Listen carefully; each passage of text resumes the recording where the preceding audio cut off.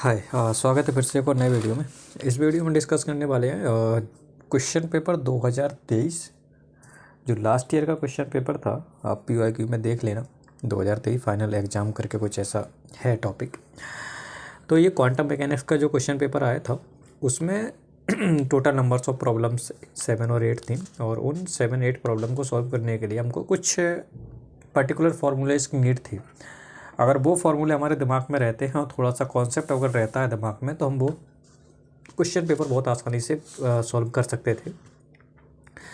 तो उन्हीं पर हम लोग थोड़ा सा इसमें बात कर लेते हैं, कौन से फार्मूले यूज़ कर रहे हैं और कैसी प्रॉब्लम अगर आएंगी तो कैसे डील करना है। ठीक है, तो शुरू करते हैं हम लोग क्वेश्चन नंबर 2 से। क्वेश्चन नंबर 2 में क्या था कि आपको हैमिल्टनियन गिवन था, फिर उन्होंने कहा था कि आपको एक्सपेक्टेशन वैल्यू निकालनी है, और expectation value I think x⁴ का था क्वेश्चन, जिसमें आपसे बोला गया था कि लैडर ऑपरेटर का यूज कीजिए और उससे आप लोग फाइंड आउट कर सकते हैं। तो पहली बात तो मेरे को पता है कि हैमिल्टनियन जो हम लोग लिखते हैं 1D हार्मोनिक ऑसिलेटर के लिए कुछ इस तरीके से लिखते हैं, राइट। और जब इसको हम लोग ऑपरेटर फॉर्म में कन्वर्ट करते हैं ना, तो इस तरीके से लिखते हैं, जहाँ पे A+ और A- आपके दो तरीके के लैडर ऑपरेटर है। ठीक है, और आपका जो I है वो आपका आइडेंटिटी मैट्रिक्स है। मैंने यहाँ पे डिफाइन कर दिया कि जो आपका A+ ऑपरेटर है, A- ऑपरेटर कुछ इस तरीके से हम लोग लिख सकते हैं। अगर मैं इन दोनों की वैल्यू यहाँ पुट करूँगा तो मेरे को फाइनल रिजल्ट आपका कुछ इस तरीके से मिल जाएगा।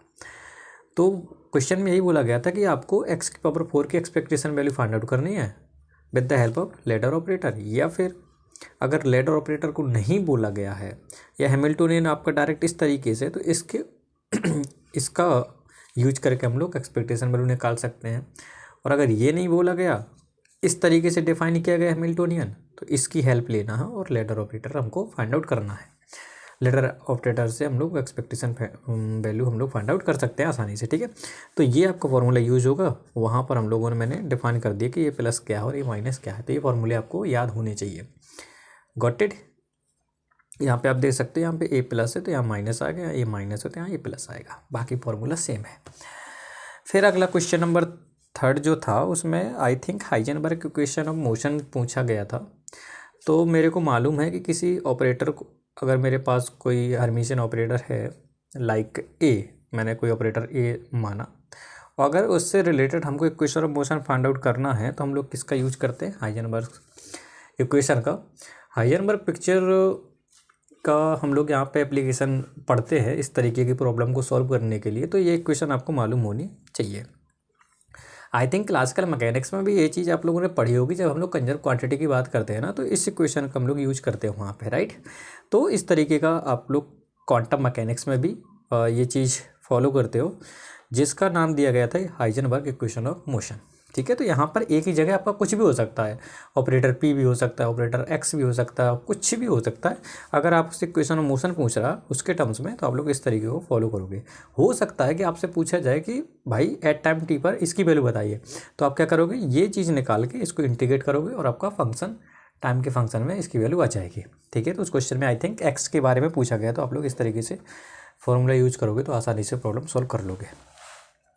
अगली जो प्रॉब्लम होती है उसमें ऑपरेटर A गिवन था, और A ऑपरेटर के अंदर कुछ A प्रोडक्ट आपका डिफाइन था, और उससे आप मतलब डिफरेंट टाइप के क्वेश्चन पूछे गए थे कि आपको बताना है कि स्टेट आपकी है या नहीं है, आइगन स्टेट है या नहीं है इस ऑपरेटर की। तो इस तरीके की प्रॉब्लम को सॉल्व करने के लिए आपको ये कॉन्सेप्ट आना चाहिए था कि S1.S2 हम लोग किस तरीके से लिखते हैं और इसको हम लोग कैसे ऑपरेट करते हैं। तो मैंने आपको इस वीडियो के पहले एक वीडियो बनाया था, उसमें डिफाइन किया था उस प्रॉब्लम को, तो आप लोग वहाँ से हेल्प ले सकते हो। बट इन शॉर्ट बता दे रहा हूँ कि S1.S2 को हम लोग इस तरीके से लिखेंगे, फिर इसके बाद डिफरेंट पार्टिकल की स्टेट पर ये ऑपरेटर ऑपरेट करेंगे। ठीक है, तो मैंने ये भी बताया था कि जो आपका along the x axis spin angular momentum आपका कुछ इस तरीके से डिफाइन होता है, जिसमें हमको σx, σy, σz की वैल्यू पता होनी चाहिए, और ये कैसे काम करते हैं स्टेट पर, ये भी हम लोगों ने लास्ट वीडियो में देखा था, तो आप लोग वहाँ से भी ले सकते हो कॉन्सेप्ट। ठीक है, तो ये तो हम लोग फार्मूला की बात कर रहे थे, यहाँ पे हम लोग सिर्फ फार्मूला डिस्कस करेंगे।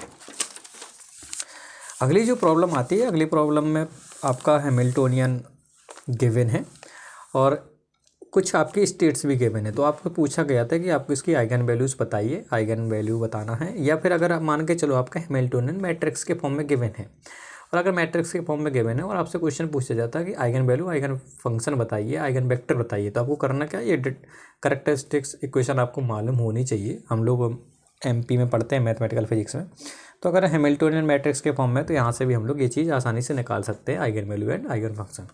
ठीक है, इसका जब बी पार्ट की बात करते हैं तो वहाँ पर पूछा गया था कि अगर किसी पर्टिकुलर टाइम t=0 पर आपके कोई स्टेट गिवन है तो आपको बताना था आफ्टर टाइम टी पर उस स्टेट, मतलब वो स्टेट कैसी लगेगी देखने में, या कह सकते हैं कि ऐसी स्टेट का बोलते हैं हम लोग टाइम एवोल्यूशन।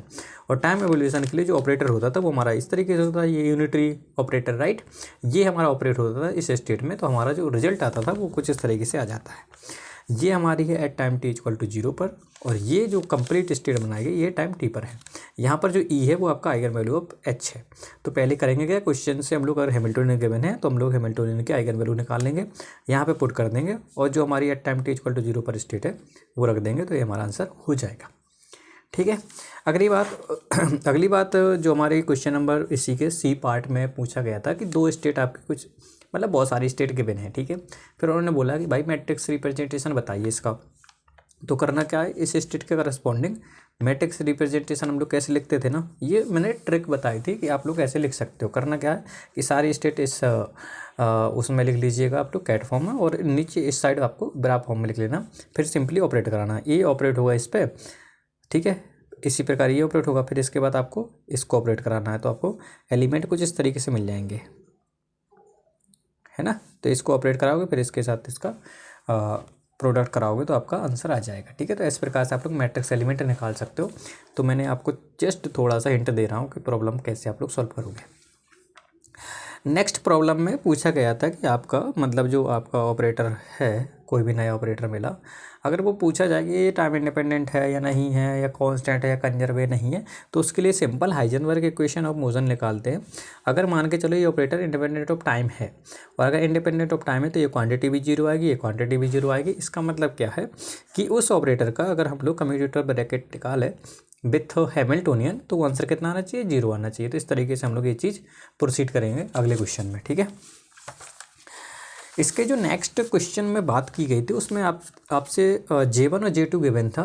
फिर पूछा गया था कि आपको कैपिटल J की वैल्यू बतानी है, कितनी आएगी। ठीक है, कैपिटल J की वैल्यू निकाल ली, फिर इसके करस्पॉन्डिंग आपको पूछा गया था M की वैल्यू बताइएगा। ठीक है, तो उसके लिए हमको क्या आएगी, टोटल एंगुलर मोमेंटम जो होता है वो हमारा, उसकी वैल्यू कुछ इस तरीके से हम लोग लिखते हैं। ठीक है, कि मॉड ऑफ J1 - J2 से लेकर J1 + J2 तक, और यूनिटी गैप कितना होना चाहिए, 1 होना चाहिए। ठीक है, मैं एग्जांपल के लिए बता दे रहा हूँ। मान के चलो ये 3/2 है J1 और ये आपका 1/2 है, तो आप लोग यहाँ से कितनी वैल्यू निकाल सकते हो, कुछ इस तरीके से, मतलब 3 में से गई 2, 1 बचा 1 2, इधर से आ गया 4 2, तो इसका आंसर आ जाएगा 1 और 2 J की वैल्यू। ठीक है, यहाँ पर कुछ भी नंबर हो सकते हैं, तो आपको ये फॉर्मूला दिमाग में होना चाहिए कि जब आपको दो J1 J2 दिया हो, कैपिटल J पूछा हो, तो हम लोग ये फॉर्मूला लगाएंगे। ठीक है, अगर मान के चलो उसने बोला कि नहीं भाई आप M की वैल्यू बताइए, तो J के करस्पॉन्डिंग M की वैल्यू भी हमको पता होनी चाहिए ना, कितनी होती है M की वैल्यू, M की होती है -J से लेके +J तक। ठीक है, अगर ऐसे नहीं निकालना तो आप लोग कैसे निकाल सकते हो कि J1 की वैल्यू अगर मेरे को पता है तो M1 की वैल्यू निकाल सकता हूँ, J2 की वैल्यू पता है तो M2 की वैल्यू निकाल सकता हूँ, और फिर मेरे को पता है जो मतलब जो रिजल्टेंट टाइम होता है ना, वो इन दोनों का एडिशन होता है। ठीक है, तो हम लोग इस तरीके से कैपिटल M की वैल्यू भी निकाल सकते हैं। ओके, नेक्स्ट क्वेश्चन में पूछा गया था कि आपके पास एक स्टेट गिवन है और आपको इसकी एक्सपेक्टेशन वैल्यू पता करनी है। तो एक्सपेक्टेशन वैल्यू को हम लोग कुछ इस तरीके से लिखते, करना क्या है, पहले इसको इस स्टेट पे आप लोग ऑपरेट करोगे। ठीक है, इसका दो तरीके से कर सकते हैं। इसको पहले इस पर ऑपरेट किया, जो भी आंसर आया उस पर फिर से हम लोग को A+ ऑपरेट कराया या A डैगर ऑपरेट कराया, फिर जो फाइनल आंसर आएगा इसमें आपको इसके साथ आपका प्रोडक्ट हो जाएगा। ठीक है, तो याद ऐसा कर सकते हो, इसका ऑपरेशन इसके साथ और इसका ऑपरेशन इसके साथ, तो दोनों का आप लोग प्रोडक्ट कर सकते हो। तो दो तरीके से आप कर सकते हो, तो आपको ये दिमाग में रखना है। नेक्स्ट क्वेश्चन में बोला गया था कि आपको मैट्रिक्स रिप्रेजेंटेशन बताइए, और फिर आपसे पूछा गया था कि डिजेनरेसी है या नहीं है, ऐसे कुछ पूछा गया था। तो जब भी मैट्रिक्स रिप्रेजेंटेशन का क्वेश्चन आएगा तो पहले रिप्रेजेंटेशन कर लेना है मैट्रिक्स फॉर्म का।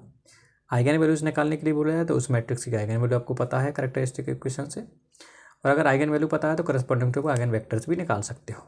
और अगर डिजेनरेसी की बात कर रहे हैं ना, तो आपको आइगन वैल्यूज पता लगी गई हैं, और अगर same eigen value corresponding different आपके आइगन वेक्टर्स आ रहे हैं, तो इसका मतलब क्या है, सिस्टम में डिजेनरेसी है। तो कह सकते हो कि अगर दो eigen vectors same eigen value को फॉलो कर रहे हैं तो इसका मतलब क्या, डिजेनरेसी कितनी है, 2 आ रही है। इसका मतलब ये होता है कि corresponding to single energy value के लिए डिफरेंट स्टेट्स हैं, उनको बोलते हैं डिजेनरेसी। तो ये डिजेनरेसी का कॉन्सेप्ट था। Got it. नेक्स्ट क्वेश्चन में पॉइजन ब्रैकेट कम्यूटेटर पूछा गया था कुछ इस तरीके के। 2 कम्यूटेटर ब्रैकेट थे, तो 2 कम्यूटेटर ब्रैकेट हो, 1000 ब्रैकेट हो। करना क्या है आपको, पहले तो आपको सिंगल निकालना है, ठीक है। सिंगल निकालने के लिए आपको एच पता होना चाहिए। एच क्वेश्चन में गिवन था कि आपको इस तरीके से फॉलो करना है। और अगर क्वेश्चन बोल दिया कि हार्मोनिक ऑसिलेटर है, तो मेरे को पता बी एक्स कितना होता है, M omega square X square, ठीक है ना। तो यहाँ पे रख सकते हो, फिर उसके बाद यहाँ पे वैल्यू पुट करोगे और कम्यूटेटर जो लगाते हो आप लोग, उस तरीके से आप लोग आंसर फाइंड आउट कर सकते हो, ठीक है ना। इसके बाद मान के चलो किसी क्वेश्चन में कम्यूटेटर ब्रैकेट पूछा गया जो कि एक्स से एक्स के साथ कोई फंक्शन ऑफ पी है, मतलब मोमेंटम का फंक्शन है, या उल्टा हो सकता है कि पी गिवन हो फंक्शन ऑफ एक्स हो। तो ऐसे क्वेश्चन को करने के लिए कुछ नहीं करना आपको, जिसका भी फंक्शन है उसका डिफरेंशिएशन आप लोग आगे लिखोगे, इसके बाद आप लोग डायरेक्ट ये वाला ब्रैकेट निकालोगे। तो इसका मेरे को मालूम है, ये आपको करना है एडिशनल, बस आंसर आ जाएगा आपका, ठीक है। इसके फाइनल क्वेश्चन में क्या था कि मान के चलो आपके पास कोई ए ऑपरेटर है, उसकी आइगन वैल्यू लैम्डा है। तो अगर फंक्शन ऑफ ए की आइगन वैल्यू कितनी होगी, फंक्शन ऑफ लैम्डा, ये तो पता ही है ना, ये हमारा एमपी का नियम है, या मैथमेटिकल फिजिक्स में हम लोग पढ़ते हैं चीज़ें कि अगर ए के रिलेटेड आपकी आइगन वैल्यू लैम्डा है तो ए स्क्वायर के रिलेटेड कितनी होगी, लैम्डा स्क्वायर, ए क्यू लैम्डा क्यू, है ना। तो अगर फंक्शन ऑफ ए लिख दूँ तो कितना आएगा, फंक्शन ऑफ लैम्डा आ जाएगा। तो क्वेश्चन में यही पूछा गया था। मान के चलो आपकी आइगन वैल्यू पी की समथिंग कुछ और है, ठीक है, पी की something I cross H something कुछ आ रही मान के चलो। तो हो सकता है कि एक्सपोनेंशियल पी की पूछे, तो करना क्या, कुछ नहीं करना, जो इसके आएगा उसी का फंक्शन बना दो, है ना, एक्सपोनेंशियल आई एच आ जाएगा, ठीक है ना। तो ये इस पे क्वेश्चन हम लोग आसानी से कर सकते थे। तो ये 12 क्वेश्चन, 12 फॉर्मूले अगर आपको याद होते हैं, 2023 का क्वेश्चन पेपर है, उसको आप लोग आसानी से अटैम्प्ट कर सकते हो। Got it. तो अभी के लिए इतना रखते हैं। नेक्स्ट वीडियो में हम लोग नेक्स्ट क्वेश्चन पेपर के बारे में डिटेल में थोड़ा सा डिस्कस कर लेंगे, और कौन कौन से फॉर्मूले यूज़ हो रहे हैं वो चीज़ें भी हम लोग डिस्कस कर लेंगे। तो अभी के लिए इतना रखते हैं। बाकी all the best and good night. Video पसंद आया करे तो थोड़ा बहुत लाइक वगैरह कर दिया करिए, बाकी कोई दिक्कत नहीं है। एग्ज़ाम की तैयारी अपनी पीक पे रखिएगा, और बाकी टाइम वेस्ट मत कीजिएगा किसी भी चीज़ों में। Thank you, good night and take care.